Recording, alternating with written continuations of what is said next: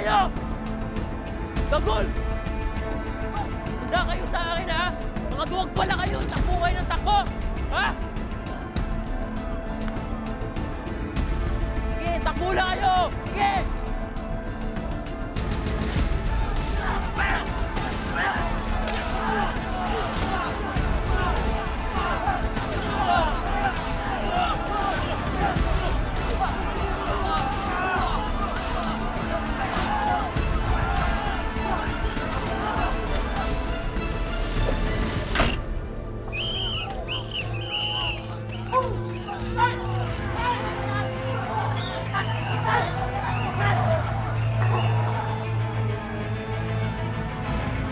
Asan yung binidyo mo? Asan? Sig, wala na nga, na-delete ko na. Ano na-delete? Sinungaling ka? Ha? Pinuray niya na, nakita ko. Naawa pa nga siya sa'yo eh. Naawa? Naulo ka! Tagalitan mo!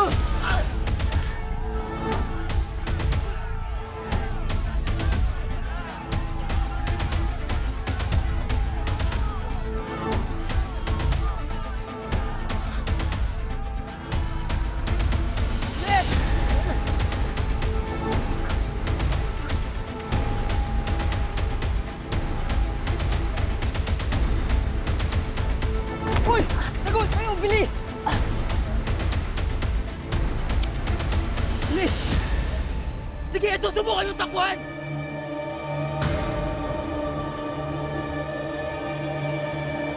Kidlat!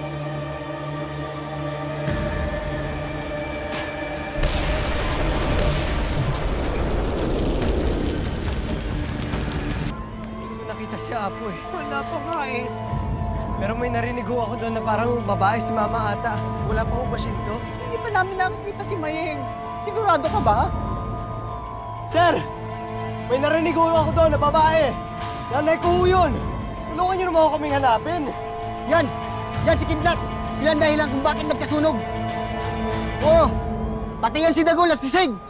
Hindi magagawa ni Kidlat yan. Kitang-kita namin, Ema, kung paano mag-away-away mga yan. At may binato silang molotov, tumama doon sa barangay outpost. Kidlat, kayo may pakana ng sunog?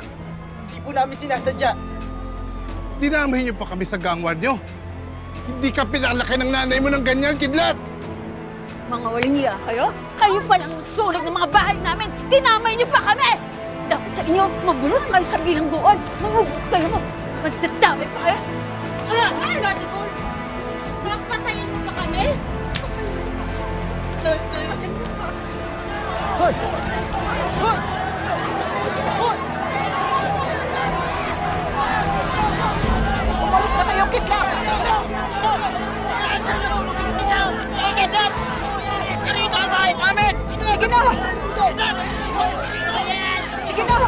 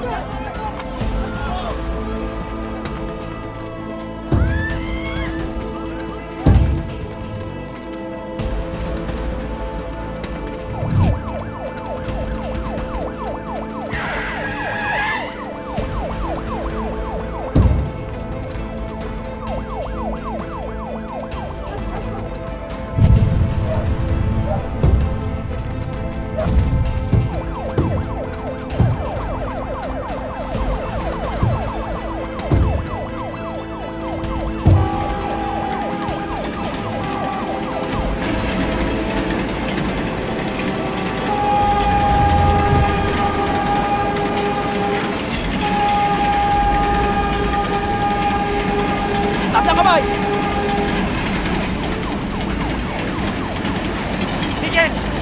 Taas ang kamay! Sumama kayo maayos! Sumama kayo maayos!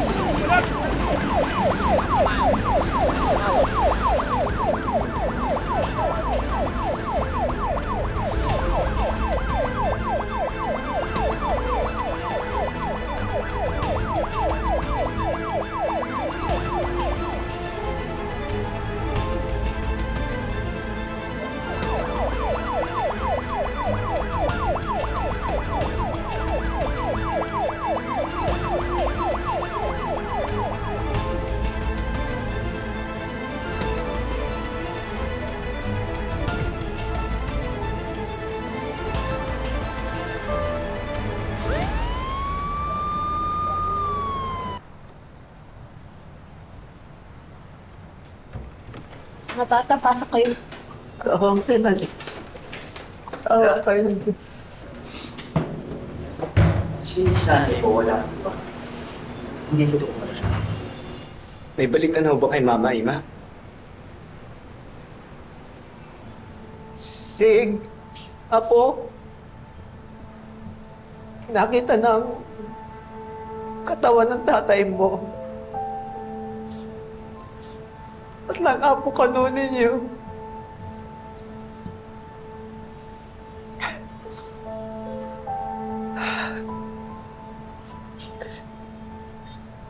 Si Mama. Si Maying na lang ang di pa natatagpuan sa mga taga-Reyes.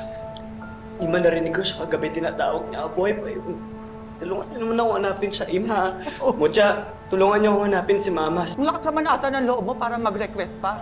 Lala, pwede ba? Huwag niyong dami sa ating Maying sa galit niyo. Hanapin pa rin natin siya. Mahal natin siya. Kahit anak niya yan. Oo, si Ate Maying pwede. Pero kayong tatlo, ha? Kayong tatlo? Lalo na ikaw, Kidlat. Wala kayong karapatang humingi ng kahit na ano sa amin. Wala kayong karapatang hingin kahit ano, lalo na kay Ima. Alam niyo ba, dapat hindi namin siya papapuntahin dito? Tama naman siya. Ako na bahala dito. Hindi, Tama. Ima! Hindi! Hindi nyo alam kung anong ginawa nyo sa amin. Lahat ng pangarap namin, lahat ng pangarap pinaghirapan namin nawala. Nawala. Tama na. Nakapatay kayo ng tao! Kayo ang may kasalanan kung bakit namatay si Apo Kano. Tama naman siya. Ako na bahala dito. Kidlat, huwag ka mag-alala. Oras na may mabalitaan ko sa mama mo. Ako na ang magsasabi sa'yo. Babalitaan kita kaagad.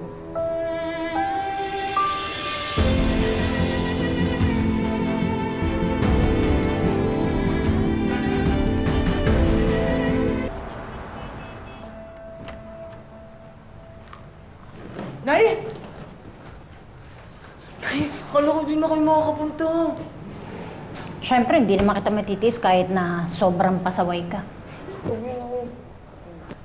Aling Dolor, may balita na ho ba kay Mama? Wala pa rin eh. Pero meron akong abogadong kasama para sa kaso niyo. Si Attorney Lazaro. Attorney, upo ka muna.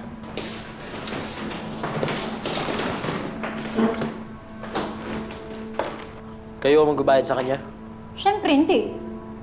Anong ibabayad ko? Atay ko. Nakiusap lang ako kay Rendon. Eh, kababata ko naman yun eh. Ayun, naawa sa akin. Kidlat. Dagol. Ratoselito. Signal lang. Okay. I have reviewed your case files. Sir, may pag-asa ho ba kami makalabas dito? Para ho kasing wala nag-aanap sa nanay ko eh. Malakas ang ebidensya laban sa inyo. Kaya kung sa inyo, mas mabuti pa, umamin na kayo ang sumunog sa Riles. May mga witnesses kasi sa nangyari. Tapos, hindi niyo pa dinedeny yung mga paratang sa inyo. Di naman namin sinasadya, di ba, Tol? Sir, nag-aaway lang naman kaming tatlo. Hindi naman namin alam na madadama yung release eh. O kaya may mamatay. Sir, nag-aaway lang kami. Hindi namin alam. Pero may kinalaman pa rin kayo sa nangyari. You must take responsibility for it. Eh kapag umamin po kami, di makukulong din kami kaagad. Hindi naman. Ang ibig sabihin lang naman ni attorney, eh pwedeng mapababa ang sentensya nyo. Mas mapapabilis ang paglaya nyo kung aamin kayo. Di ba mas maganda yon?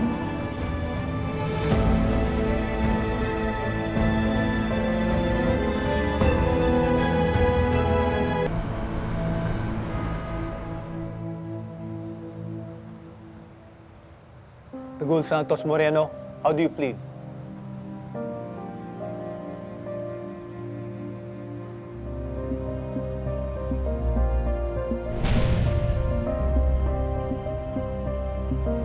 Guilty po. Joselito Chavez Borja, how do you plead? Kung di na pinanganak, hindi mo makamatay ang asawa ko! Salot ka!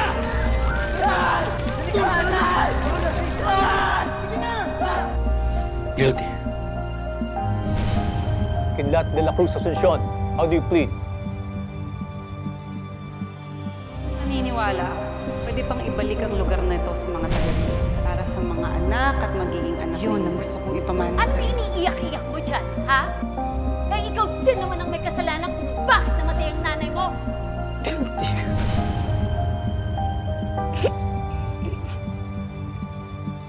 10 taon? Saan naman po kami kukulong yan? Magkasama pa rin po ba kami? Tol, di ko kaya mawala. Di ko kayang mag-iwiwalay tayo. Tol. Kailan pa ako nasama sa tropa nyo? Hanggang ngayon, choosy ka pa. Tayo na nga lang magkakasama, kaya dapat tayo magkakampi. Magkakampi. Yan nga yung dahilan kung ba't tayo makukulong eh. Ayos ah. Bakit? Gusto ko bang makasama sa mga lampa tulad nyo? Boys, tama na yan. This is not that time to fight. Ha? Meron pa kayong chance para hindi kayo makulong. Magabo. Eto, makinig kayo. Magkakaroon pa tayo ng disposition conference. Pag-uusapan ang disposition measures. Ibig sabihin, makikipag-usap kayo at ang abogado nyo sa judge, prosecutor, mga pamilya ng biktima ng sunog at sa amin social worker to formulate the program na pagdadaanan ninyo kapalit ng sintensya. Tapos ano? Makakalain na kami. Not right away. Pero pwede kayo ipasok sa isang rehabilitation center sa mga kagaya nyo na children in conflict with the law. Tapos, doon nyo ipapakita yung pagsisisi nyo sa mga nagawa nyo.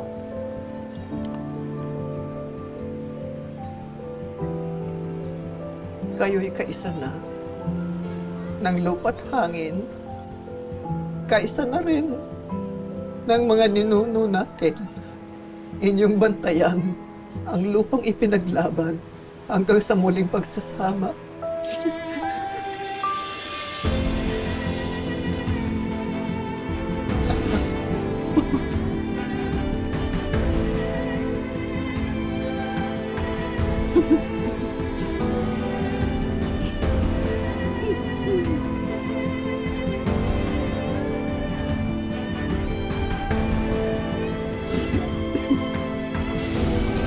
Oh, mga apo, ito ilang gamit ha, para may pampalit naman kayo sa mga gamit ninyo. Oh. Ito pa, oh. Ito nga pala, meron ditong sipilyo, merong toothpaste dyan, may sabon, o yan. Para may magamit kayo. Ah. Kidlat. Ito nga pala. Ano ba yan? Eh, para sa'yo, iiwan ko sa'yo. Ito ang singsing ng nanay at tatay mo. Wedding ring nila.